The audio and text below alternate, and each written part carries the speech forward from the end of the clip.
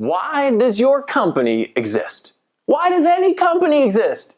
Sounds like a philosophical question. I know.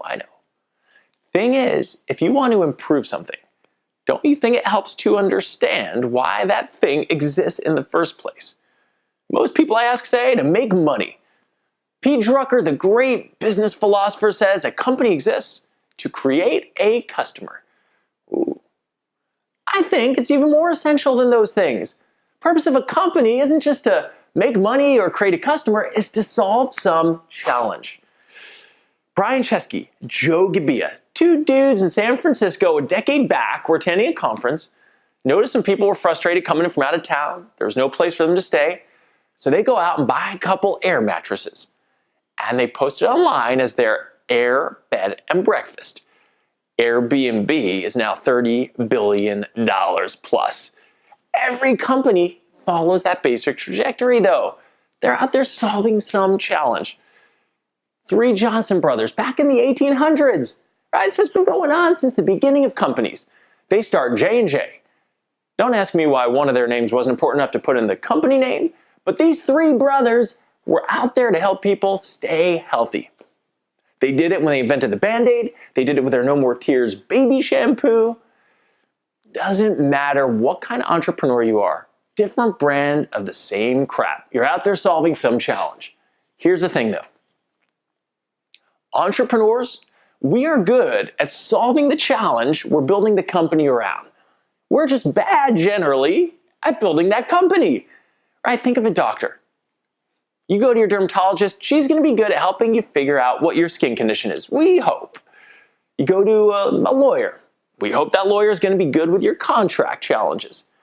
But doctors, lawyers, any entrepreneur, generally speaking, is going to have a big challenge moving out of sole practitionership or beyond some anemic company because they're weak when it comes to building that company. Even Zenefits. Parker Conrad started this company to bring HR services and tools to companies, small businesses, so that they could scale up. And even this guy whose company was dedicated to helping small business entrepreneurs scale up with the right resources, even he almost went bankrupt on the edge of going out of business because he could not grow a company healthfully. He had to bring help in from the outside. Here's the thing. Why do we as entrepreneurs tend to stink at growing companies? That's a whole nother talk. As entrepreneurs, I know our attention span is limited, so I'm going to save that for the next talk. For now, I just want to say, table stakes. Table stakes. If you want to grow a healthy, strong organization, first, you got to have the right people on the bus. Right people on the bus. What does that mean? They've got to be smart and passionate about solving your biggest challenges. So like imagine a company like Whole Foods, right? And imagine a staff and employees of people who are drinking six-packs each night, who've never cooked a home-cooked meal, who are on the edge of experimenting with all sorts of hallucinogenic drugs. Can you imagine that group driving the bus that's going to get Whole Foods through all of its challenges? Not fathomable. Table stakes. Right people on the bus.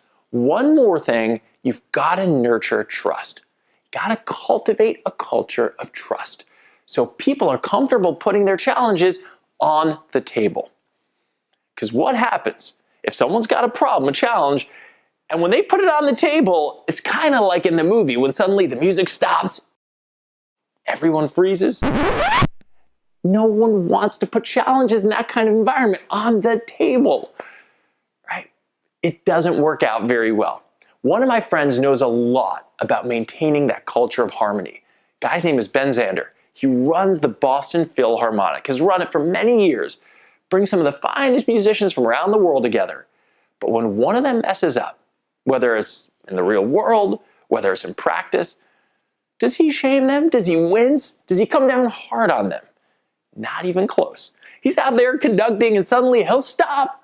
He'll say, how fascinating. It's a learning opportunity. I find this to be the most harmonious part of his performances. Here's the thing, right? If we can agree that a key challenge as an entrepreneur is growing a healthy, strong business, let's take a look at why we tend to stink at this. What are the traps that we get caught up in, and how do we overcome them? I'm going to share that next time. Meantime, if you want to go deeper down this rabbit hole or discover some other tools to help you as an entrepreneur break through the ceiling and get to that next level, click on the link you see or come visit us, my team or me, at helm.ceo. You can set up a one-on-one consultation free to have a strategy session and learn more. Meantime, my name is Josh Klenoff, founder of The Helm, and I look forward to seeing you soon, my friend.